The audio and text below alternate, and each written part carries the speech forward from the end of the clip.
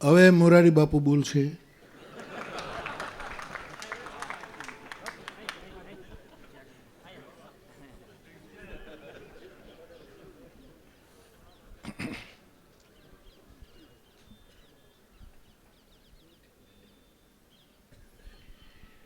શ્રીરામચંદ્રમ શરણમ પ્રપદ્યે શ્રીરામદૂતમ શરણમ પ્રપદ્યે. શ્રીરામ જય રામ જય જય રામ.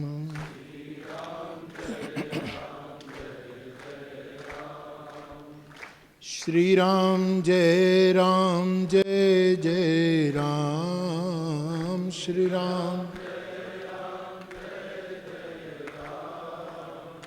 શ્રીરામ જય રામ જય જય રામ.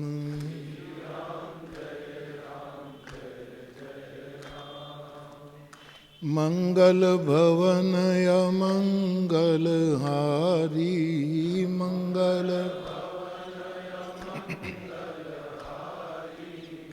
દ્રવહુસો દશરથ અજીર બિહારી.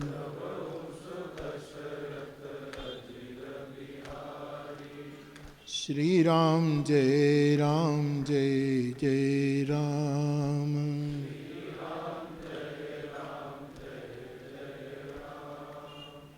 જય જય જય હનુમાન ગોસાઈ.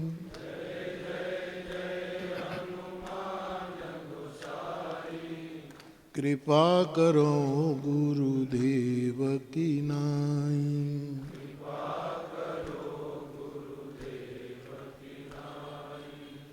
શ્રીરામ જય રામ જય જય રામ.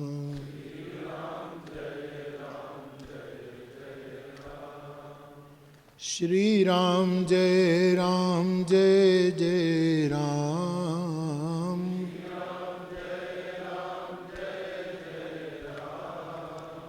શ્રીરામ જય રામ જય જય રામ.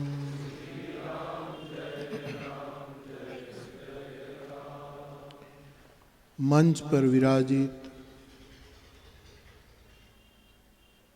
આમંત્રણ પહોંચ્યું હોય ન પહોંચ્યું હોય તો પણ કેવલ કેવલ અને કેવલ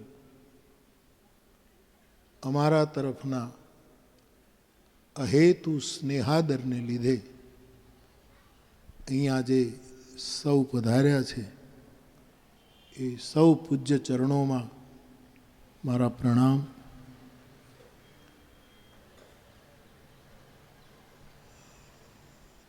વૈષ્ણવ સાધુ સમાજના સૌ પૂજનીયો વડીલો, માતાઓ, ભાઈઓ, બહેનો, વાત હોય ત્યારે સ્વાભાવિક છે કે આપણે શ્રદ્ધાંજલિ સમર્પિત કરતા હોઈએ છીએ. પણ આ તો તલગાજરડામાં 3 દિવસ પહેલાં એક સમાધિ ઉત્સવ શરૂ થયો અને એમાં કદાચ કોઈને આંસુ આવ્યા હશે તો એ ઉત્સવના આંસુ છે, શોકના આંસુ છે જ નહીં. કૈલાસની કથામાં જે હતા એને ખબર છે કે જ્યારે એમ કહેવામાં આવ્યું કે બીજા દિવસની કથા શરૂ કરીએ ત્યારે 2 મિનિટ મૌન પાળીએ. મેં કહ્યું પણ આ શોક સભા છે જ નહીં અને શોક સભા ન ગણો.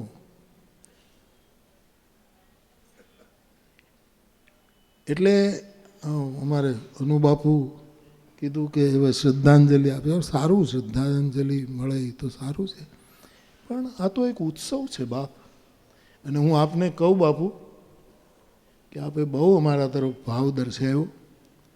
કુદરતી યોગ એવો આવ્યો કે જે નો અમે સમાધિ ઉત્સવ ઉજવી રહ્યા છીએ એનો આ જન્મદિવસ છે. અને કોઈના જન્મદિવસે શ્રદ્ધાંજલિ હોય એમાં તો હેપી બર્થડે ટુ યુ, એને તો જન્મદિન મુબારકની વધાઈ. એવો કુદરતી યોગ મને ખબર નહોતી. તો મને કહ્યું કે 11 તારીખ અમારે કિશોરની જન્મદિવસની તારીખ છે, એટલે આ તો જન્મદિવસ ઉજવાય છે. શોકાંજલિ, શ્રદ્ધાંજલિ કે કશુંય નથી. આ તો ઉત્સવ છે. આપ સૌ પધાર્યા એ મારા તરફનો આપનો સ્નેહાદર છે. કોની પાસે બોલાવવું એમ હતું એટલે બધી દેહાણ જગ્યાઓ હતી. વલ્કુ બાપુ બે શબ્દોના આશીર્વાદ આપે એટલે પૂરું થઈ જાય. મેં બાપુની સલાહ લીધી, લીધી કે નહીં પણ કહો. અમારે આખી નિંબારકી પરંપરા વતી મોટા મંદિર લીંબડીના બાપુ બોલી જાય એટલે મારી આખી નિંબારકી પરંપરા વતી, અને અમારો વિષ્ણુ દાદા વિષ્ણુ દેવાનંદ ગિરી સંન્યાસ જગતનું એક શિખર, એના માટે અમારા સ્વામીજી બોલી જાય એટલે આખી અમારી સંન્યાસ પરંપરાનું પ્રતિનિધિત્વ થઈ જાય.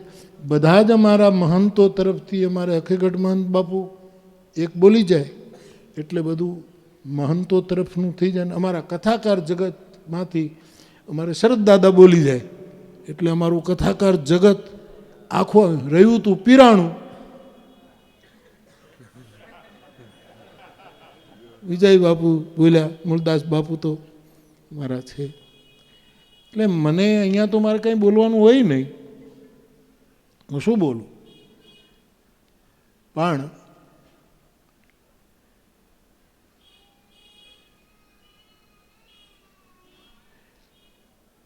મેં તે દિવસે આ ઉત્સવ શરૂ થયો અમારે ત્યાં સમાધિનો, ત્યારે અમસ્તુ મેં એમ કહ્યું હતું કે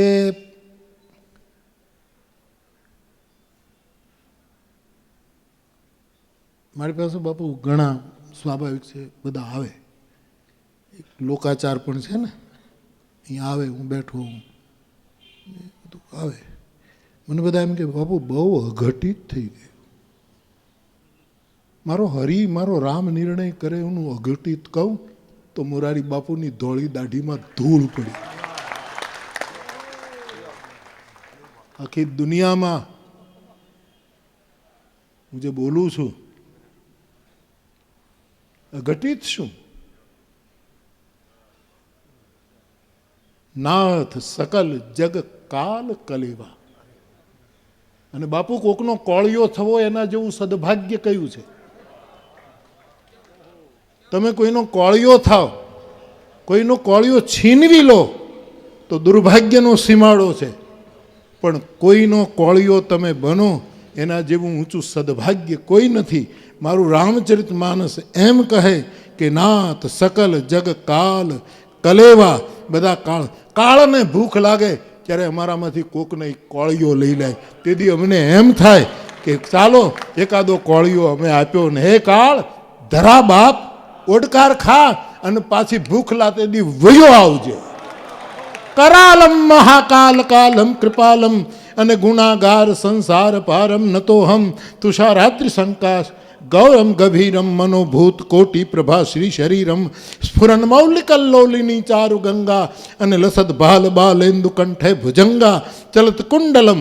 અમારો મહાદેવ કૈલાસવાળો છેલ્લું તો અમારું શિખર ઈ છે, અને એની પાસે બધા જ કાળના ઘરેણા છે. અને તેથી કાળનો કવલ જ્યારે આપણે કોઈને બનતા હોય ત્યારે તો ભૂખ્યો થયેલો એ કાળનું પેટ આપણે ભરીએ છીએ.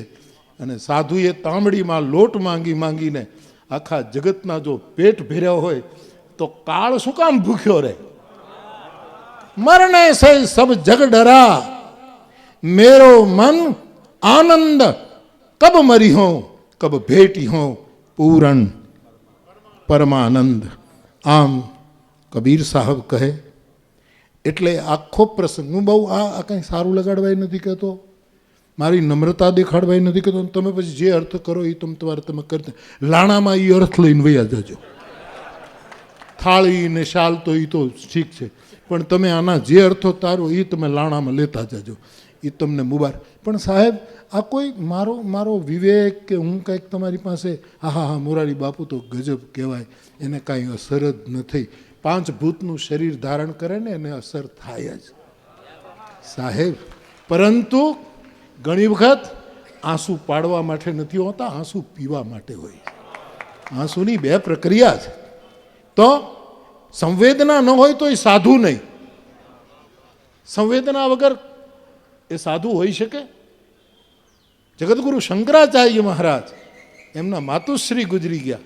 32 વર્ષનો આ દેશનો સનાતન ધર્મનો આપણો બાપ શંકરમ શંકરાચાર્યમ કેશવમ બાદરાયણમ સૂત્ર ભાષ્ય કૃતો વંદે ભગવંતો પુનઃ પુનઃ.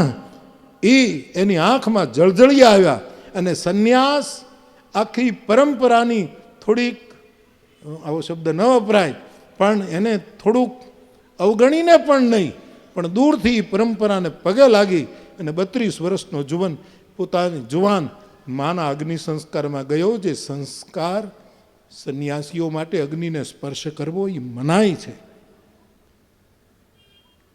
સંન્યાસી અગ્નિને સ્પર્શ ન કરી શકે. એટલે આજે પણ સંન્યાસીઓને મોટે ભાગે અમુક પરંપરાના અગ્નિ સંસ્કાર નથી, એને જળ સમાધિ છે. કારણ કે અગ્નિને એને અડાય નહીં, એને નિરગ્નિર રહેવું પડે, એમ ભગવદ્ ગીતા કહે છે. નિરગ્નિર શબ્દ એના માટે આવ્યો છે. તો એ માણસ ત્યાં જાય છે, પણ એનો અર્થ એમ નથી કે સાધુની વ્યાખ્યા શું કરવી મારે. આપણે એક માણસને જોઈએ ત્યારે એની વ્યાખ્યા, મને તો એવું જ લાગે કે સાધુની વ્યાખ્યા મારી જવાબદારી પ્રમાણે જો કરવી હોય તો એમ જ કહું કે શરણાગત હોય સાધુ. દુનિયા સાધુને શરણે જતી હોય છે, પણ સાધુ જે કોઈ પરિસ્થિતિ આવે એને શરણે જતો હોય છે. મૂર્તિને શરણે જવું બહુ સહેલું છે, પણ આવેલી પરિસ્થિતિને શરણે જવું બહુ કઠિન છે. કોઈ પણ અવસર આવે સાહેબ, સાધુનું પહેલું લક્ષણ છે સાધુ શરણાગત હોવું જોઈએ. અને કદાચ મેં તે દિવસે કહ્યું હતું, માયોભાઈ પણ હતો, મેં કહ્યું હતું કે ભાઈ સાધુ તરીકેનું અમારું લેવલ કેટલું એ મને ખબર નથી. મારું લેવલ કેટલું ખાલી મોરારી બાપુ જાણે, કે આપણે કેટલા કમજોરીથી ભરેલા છીએ ને આપણું લેવલ શું. પણ સાધુ કુળમાં જન્મ મળ્યો છે એનું લેબલ જરૂર છે. અને એ લેબલના આધારે પણ જો કંઈક કહેવું હોય તો હું એમ કહીશ કે શરણાગત હોય સાધુ. એક તણખલાને શરણે થઈ જાય સાહેબ. આજ સવારે મેં બેઠા હતા ત્યારે હું કહેતો હતો કે જેને જે વસ્તુનો આદત પડી જાય ને એ વસ્તુ પછી એને નડતી નથી બાપુ. મને ચા પીવાની ટેવ છે બાપુ, બરાબર. એ તો વ્યાસપીઠ ઉપર બેસું તો પીવાય નહીં, નહીંતર આ દુનિયાવાળી ટીકા કરે, આમે ક્યાં ઓછી કરે. પણ હવે ત્યાં ચા પી તો જરાક ઓલું, નહીંતર અમારા જૂના કથા કરો ત્યાં દૂધે પીતા હતા, પણ દૂધ પીવાય, ચા ન પીવાય. ઘી નાખીને દૂધ પીવાય. શરદદાદા એટલે શરદદાદા પીતા નથી, અમારો કોઈ કથા કરે ત્યારે આ નથી, પણ અમારા વડીલો એવી બધી એ ફ્રી હતા, એ મુક્ત હતા. એને વ્યાસપીઠ બંધન નહોતી, એને વ્યાસપીઠ મુક્તિ હતી. એટલે એને ફાવે એમ કેમ તમે સાંભળતા ચા પીવો ને તમે પગ ઉપર પગ ચડાવો ને તમે બહાર આટો મારવા જાઓ ને તમે બીડી પીવો અને આણે હું ગુનો કર્યો છે. એ મુક્ત હતા. અને વ્યાસપીઠનો માણસ મુક્ત ન હોય તો બીજાને મુક્તિ શું આપી શકે? કોને મુક્તિ આપી શકશે? કોણ એની પાસે મુક્તિ માંગી શકે? એટલે મને જે ચાની ટેવ છે સાહેબ, એટલે હું કલાક દોઢ કલાકે પીધા કરું. અહીંયા બેઠો હું ત્યારે પીધા કરું, ભલે 2 ઘૂંટડા પીવું. થોડી ગાંઠિયા કોઈ ગંગાજળ ના આપે તો પાછું સૂઈ જાય થોડીક વધારે, પણ એ ટેવ છે. એટલે એક વ્યસન ગણો, આદત ગણો, સ્વભાવ. એટલે મને ચા નડતી નથી. એમ જેને ઝેર પીવાની ટેવ પડી ગઈ હોય ને એને ઝેર નડતા નથી. 2 કલાકે ઝેર આવતા હોય, દિવસે ઝેર આવતા હોય. અને તેથી મને મારો ભગુ રખોડિયો યાદ આવે કે રાણાજીને કહેજો પાછા. ને એથેન્સના સુકરાતે કહેલું બાપુ.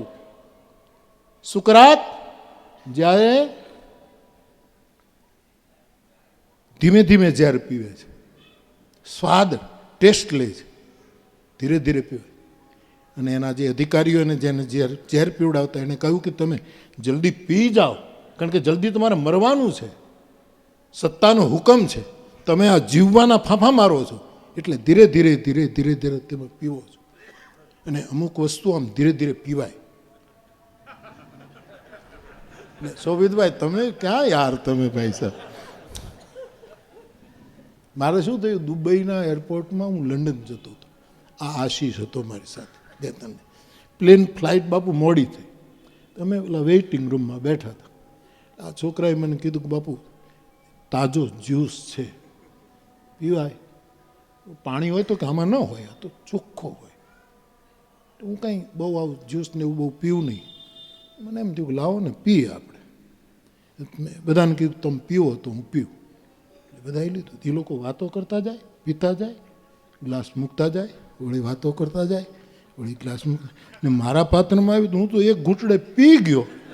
હવે આ છોકરાઓ મારી મજાક તો ન કરી શકે, પણ ગાલમાં ગાલમાં દાંત કાઢે. મેં કીધું કંઈક તલગાજરડાએ ગોટો કર્યો છે, કાંઈક થયું છે કાંઈક, નહીંતર આ લોકો આમ મારી મર્યાદા છે એટલે બોલતા નથી, પણ મેં કાંઈક ભૂલ તો કરી જ છે કે આ નહીં.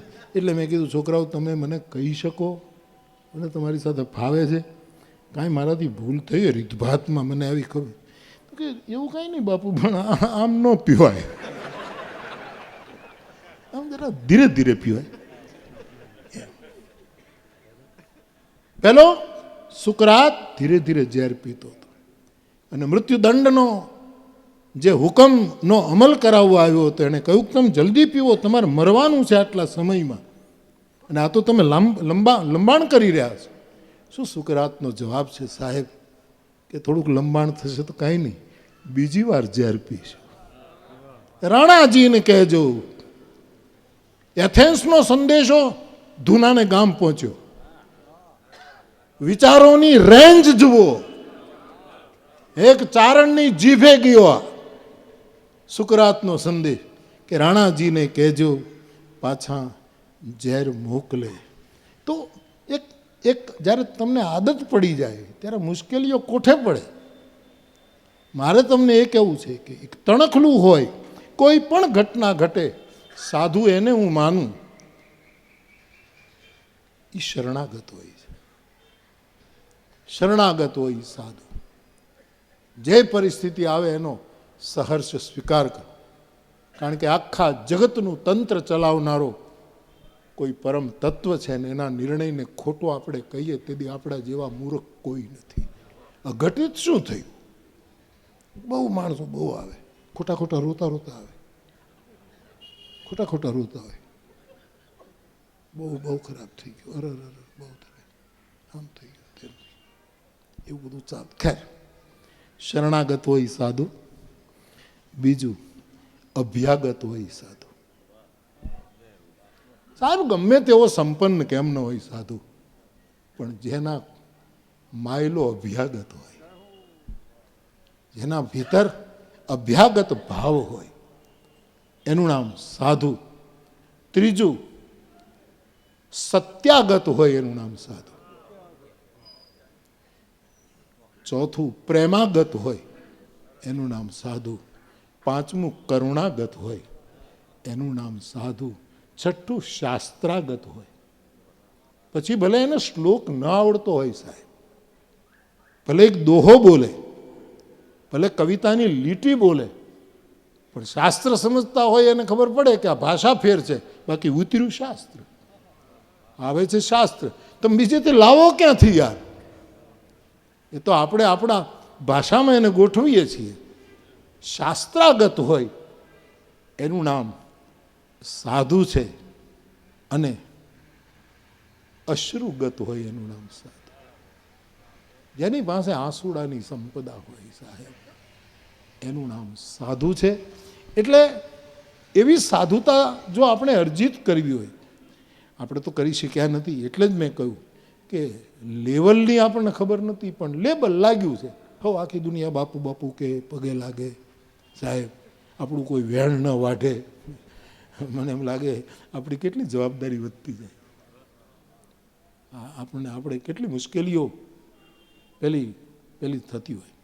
તો આ પ્રસંગ, આ સમાધિ ઉત્સવ એક આનંદનો. એટલે મેં ફરી એક વખત કહું સાહેબ કે આ મોરારી બાપુ બધું પી ગયો છે ને હમણાં જ કીધું, અમારા લલિત કિશોર બાપુએ કીધું કે સુખ દુઃખમાં સમતાનું બધાય કહેવાય પણ ભૂલવું હા માથે આવે ત્યારે મુશ્કેલી પડે. એટલે એવું કાંઈ હું આમાં કાંઈ પણ સાહેબ મારા પ્રયત્નો ભરચક છે, પ્રમાણિક પ્રયત્નો, ભરચક પ્રયત્નો છે કે આ બધાની દુઆ લઈ, આ બધાના આશીર્વાદ લઈ અને એ માર્ગે ચાલીએ અને ટકી રહીએ. વસંત બાપુ કહે તલગા જરડાની એક ડાળ હખે ઘટ ગઈ, પણ બાપુ તલગા જરડું એક ડાળ જ છે, મૂળિયો તો હેંજળ છે. જેના મૂળમાં હેંજળ ન હોત તો સજલ મૂળ જીન સરિતા નાહી. મારો ગોસ્વામીજી કહે જે નદીના મૂળમાં પાણી ન હોય એ આપણો કાગ બાપુ મને યાદ આવે. આરા ન ઉતરાય, આરા મને યાદ છે, મને બોલવા દો, ધીરે ધીરે બોલવા દો. અમુક વસ્તુ ધીરે ધીરે પીવાય યાર, તમે જલ્દી ન. એ લોકગીતમાં જે ઘટક કરીને ગોરાદે પી ગયા એનું ટાણું આવે ત્યારે ઘટક કરીને પી જવાય, કારણ કે એમ બીક લાગે કે ના ના મારા ઉપર પ્રેમ કરનારો ક્યાંક આંચકીને પહેલો ન પી જાય એટલે ઘટક કરીને પી ગયા. કારણ કે એને બીક લાગે કે મારા તરફ પ્રેમ કરનારો કદાચ આ મને નહીં પીવા દે અને તાહળી આંચકીને પી ન જાય અને એને એ વેડે નહીં વસ્તુ, એટલે ઘટક કરીને ગોરાદે પી ગયા. એ તો સમર્પણની સ્પર્ધા છે સાહેબ, એમાં આવે. આરા ન ઉતરાય એ ચોમાસે ને સાંભળે, કોઈનું સાંભળે નહીં. આરા ઉતરાય નહીં, કોઈની વાત કાને ન ધરે. આરા ન ઉતરાય ચોમાસે ને સાંભળે, પણ એના જેઠે પાણી જાય પછી એમાં કાંકર ઉડે કાગડા. જેઠ મહિનો આવે એટલે એના પાણી જતા રહે, કારણ સજલ મૂળ સરિતા નથી. એટલે અમારું બધું જ જે ડાળું પાંદડા જે હોય એનું મૂળ તો સજળ સેંજળ છે, એમાંથી જ આ બધું છે. અને એ ડાળ્યું એ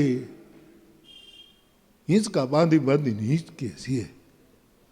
અને જેમ મકર સંક્રાંતિને દિવસે બંબુડા ફેરવીએ એમ એક જ કાયમ મારે મકર સંક્રાંતિ વ્યાસપીઠ ઉપર બેસી અને ચોપાઈને જે ફેરવીને જે આખા જગતમાં નાદ ઊભો થાય છે, આવું બધું આ સંતોના આશીર્વાદથી થાય છે. એટલે જીકે જઈએ છીએ.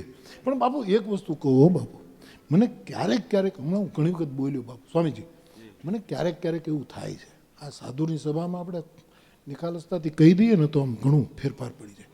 શું થાય એવું છે કે મને એમ થાય કે હું આટલું બધું બોલું છું, હું ક્યાંક બણગાતો નથી, ફૂંકતો ને સાહેબ.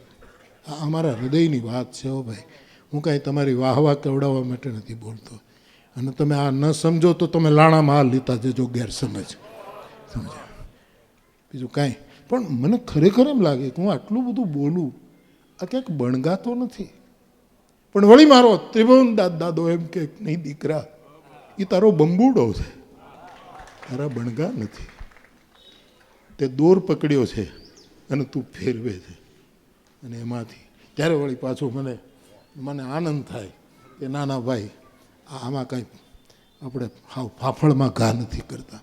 અને સાહેબ તમારા આશીર્વાદથી એ ઘા કેટલાને લાગ્યા છે કે આજ અમીરે કે અહીં ઊભું હોય, આજે લંડન પણ અહીંયા ઊભું હોય, તલગા જરડાની ધૂળ ખાતું હોય. હું બોલાવું ન બોલાવું, આવકાર આપું ન આપું, બધા મારો સ્વભાવ જાણે છે. અને આવકારની બહુ અપેક્ષા હોય અને અહીંયા આવવું નહીં. એ મને ફાવે જ નહીં, મારે શું કરવું યાર. બાકી મારી આંખું જોવો તો તમને એમ થાય કે આવો આવકાર ક્યાંય નથી. પણ બીજું કાંઈ ફાવે નહીં. પણ તમે મને ઓળખ્યો છે આવી રીતે તો ઓળખ્યો છે. બાકી આપણે કાંઈ રૂખડ બુખડ છીએ નહીં. રૂખડ હાવ રૂખડ થઈ જાય ત્યારે હું અહીંયા આવીશ નહીં. એટલે થોડોક રહેવા દો એમનો. હજી આપણે કથાઓ કરવી છે, હજી કેટલા મુહૂર્ત આપેલા બાકી છે યાર. અને હજી નવા મનોરથો કરે જ જાઉં છું કે મારે આ કથા કરવી છે, મારે આ કથા ઉપાડો લીધો છે હમણાં. ખબર નહીં પહેલાં શું કર્યું બાપુ, વર્ષે 24 કથા કરવાની એવું હતું. પછી એમ થયું કે 18 કરી નાખી. પછી એમ થયું કે હવે 15 રાખીએ. હવે અબ તું બહુ નાચ્યો ગોપાલ, 15 કરી. પછી એમ થયું કે ના ના કાંઈક વ્યાજબી કરીએ. પછી 15 રાખ્યું. વળી પાછો હમણાં ઉપાડો શરૂ કર્યો કે ક્યાંય આમથી આમ એ તો આવી નથી, બીજી કથા આપી નથી, આમ ન. પણ સાહેબ આ સિવાય હું કરું શું? મારા માટે જીવતા રહેવાનું આ એક સાધન છે સાહેબ, જીવી ન શકાય. અને તેથી મોજમાં આનંદમાં જીવીએ છીએ અને લહેર કરીએ છીએ. અને એ લહેરમાં એક ચેતનાની સમાધિ. લે બકુભાઈ બરાબર, આવા પ્રવચનો છે મારા. ખબર પૂછતો જાઉં, વાતું કરતો જાઉં. એટલે મેં પહેલા દિવસે કીધું હતું કે આજ મને ગાવાની ઈચ્છા થાય છે. તમે ગાઓ બધા. ઉત્સવ શરૂ થયો ત્યારે મેં કહ્યું કે તમે આ ગાઓ. અને સાધુને પોતાના દુઃખ માટે આંસુડા ન પડાય. દુઃખ તો પોતે પોતાને સહી લેવા જોઈએ. એને આંસુડા તો પર દુઃખ માટે અને પરમની પ્રીત માટે પડાય. આ સિવાય આંસુડા પાડવાના સાધુનો અધિકાર નથી. તો આવું કંઈક લહેર આવે છે એટલે. અને હું બહુ આ તમારા વખાણ કરું. આપણા બહુનો સદભાવ અને મારા શ્રોતાઓનો સદભાવને બધાની શુભકામના કામ કરે છે સાહેબ. મારી રામાયણની ચોપાઈ છે. ગાઓ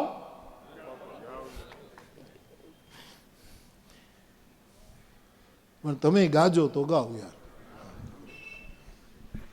બાપુએ ગાયું. બાપુ ગાઓ ને. આજ તો મહંત તમે છો એટલે પૂછી પૂછીને કરું મારો બાપ.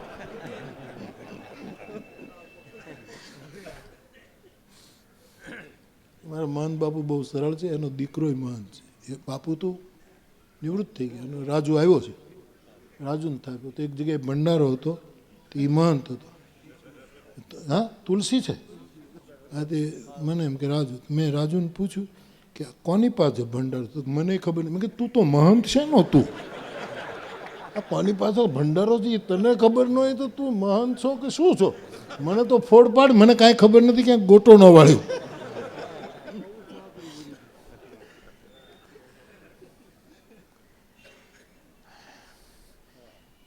ગગન ચઢી રજ પવન પ્રસંગા. ગગન ચઢી રજ પવન પ્રસંગ. રજકણ આકાશે ચડી જાય.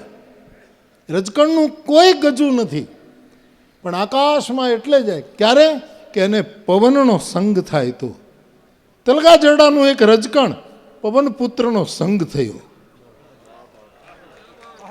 છે. હજી રજકણ જ. અને રજકણમાંથી મેરું થવું નથી. કારણ કે મેરુની ટોચે કોકના જો પ્લેન અથડાઈ જાય તો અકસ્માત થાય. રજ કોઈ દી અકસ્માત ઊભો ન કરે. રજનું રજે કોઈ પ્લેન તોડ્યું હોય, એક રજ કોઈને નડ્યું હોય, એણે પક્ષીને પાછું પાડ્યું. અને બીજો ફાયદો એ છે કે રજને પણ કોઈ એક્સિડન્ટ ન આપી શકે. મારો તુલસી બહુ સમજીને લખે છે. ગગન ચઢાઈ રજ પવન પ્રસંગા કી ચઈ મિલઈ નીચ જલ સંગા. તો આ તો એની કૃપાથી ના ખરેખર આ સાધુઓનું મારા બહુ બહુ બધાનો આદર. બાપુ આપ પધારો ન પધારો તોય હું આપણા બધાનો સદભાવને જાણતો. મને ગમે. ભેખ મને ગમે. ભીખ ને ભેખ મને બે બહુ ગમે. જ્યારે માણસને ભૂખ લાગે ને એમાંથી બે વસ્તુ ઊભી થાય. ભૂખ સગર્ભા થાય ત્યારે બેને જન્મ આપે, એક દીકરો ને એક દીકરી. ભૂખ ને 9 મહિના પૂરા થાય ત્યારે એક દીકરો જન્મે અને એક દીકરી જન્મે. એના તલગા જરડાએ નામકરણ કર્યા છે કે એકનું નામ ભેખ છે, એ દીકરો છે. એકનું નામ ભીખ છે, એ કન્યા છે. જ્યારે બહુ ભૂખો થાય માણસ ત્યારે ભીખ માંગતો હોય. મને કાંઈક આપો. એ કન્યા પ્રગટ. અને જ્યારે જ્યારે બ્રહ્મની ભૂખ જાગે છે ત્યારે ભેખ માંગતું હોય કે હવે મને કોઈક ભેખ પહેરાવો. હવે એને ગોપીચંદ કહે મારે લલાટે લખ્યો છે ભગવો ભેખ રે. એ ભૂખ જાગવી જોઈએ. સમાજને ભૂખ જ નથી, બધાની ભૂખ મરી ગઈ. કોઈ ખાય જ ક્યાં શકે? પૂછો વસંત બાપુને. કોઈ ખાઈ જ નથી શકતા બાપુ. કાં તો કાંઈક ડૉક્ટરોએ ના પાડી દીધી, કાં તો બધા બી ગયા છે કે વધારે ખવાય નહીં. 60 ભેંસું હોય પણ એ ગરદની ઘી ન ખાઈ શકે, એને ખવાય નહીં, બીવડાવી દીધા. ખેર તબિયતનું ધ્યાન રાખ, પણ ભૂખ મરી ગઈ છે. હવે દિવસ સારો ઉગ્યો છે કે જુવાનોમાં ભૂખ ઉઘડી છે. સાહેબ આખી પૃથ્વીના યુવાનોમાં કલા તરફ, સંગીત તરફ, વિદ્યા તરફ, સારું વાંચવા તરફ, સાચું ગાવા તરફ, સાચું બોલવા તરફ, સાચું સર્જન કરવા, સાચું સાંભળવા, આ બધાની ભૂખ જાગી છે સાહેબ. અને એ ભૂખમાંથી ભીખ, કદાચ ભીખ નામની દીકરી જન્મશે ને તો એ ભીખ કઈ હશે? ભિક્ષાન જ્ઞાન વૈરાગ્ય સિદ્ધ્યર્થમ ભિક્ષાન દેહી ચ પાર્વતી. હે અન્નપૂર્ણા, મારા જ્ઞાન અને વૈરાગ્યને સિદ્ધ કરવા માટે તું મને ભીખ આપ. અને એને જ્યારે દીકરો જન્મશે ત્યારે કોઈ ભીખ પહેરી લેશે. આવી ભૂખ સમાજમાં જાગી છે. અને સાધુનું કામ એ છે કે સમાજની ભૂખ ઉગાડવી. એમ ડૉક્ટર અમુક ગોળીઓ આપે કે તારી ભૂખ ઉઘડે, તને ભૂખ લાગે. સુમતિ છુદા બાઢઈ નિત નહીં. મારો તુલસી કહે જેમ માણસ બીમાર પડ્યો હોય, 3 દિવસનો તાવ હોય, ખાવું ભાવતું નથી, ભૂખ લાગતી નથી, પણ જો તાવ ઉતરી જાય ત્યારે તુલસીને કોઈએ પૂછ્યું, કાગભૂસુંડીને કોઈએ પૂછ્યું કે આ મારા માનસિક રોગની બીમારી ગઈ તો એ ગઈ એનું એનું એનું એનું પ્રમાણ શું? કે ભૂખ લાગી છે તો તાવ ગયો. ભૂખ ખુલી તો કે આમાં કઈ ભૂખ? કે સુમતિ છુધા. સદબુદ્ધિની જો ભૂખ જાગી હોય તને તો સમજવાનું તારા માનસિક રોગો મટ્યા છે. રામકથા હોય, બાપુ શિવકથા કરે છે, શરદ દાદાના બધા જ અમારું કથાકાર કુળ છે. સંતો પોતપોતાની રીતે પોતાના પ્રવચનોમાં, ભજનોમાં, સંતવાણીમાં આ બધી કથાઓ ચાલે છે. એનું એકમાત્ર અત્યારે મને કોઈ કારણ દેખાતું હોય તો સમાજમાં ભૂખ જગાડવી છે. આજે બધા જ વિદ્યાના ઉપાસકો અહીંયા બેઠા છે, એને સાંભળવા માટે કેટલા કેટલા લોકો કંઈક ભૂખ જાગી છે સાહેબ. કાંઈક એને સમજતા કોઈ નથી આવતા સાહેબ. એના બાપ પાસે 2 મિનિટ નથી બેસતો અને ઘરવાળાની હારે તો 1 મિનિટે નથી બેસતો, તરત જ ભાગે છે. મારે મીટિંગ છે, મારે આમ છે, મારી તબી.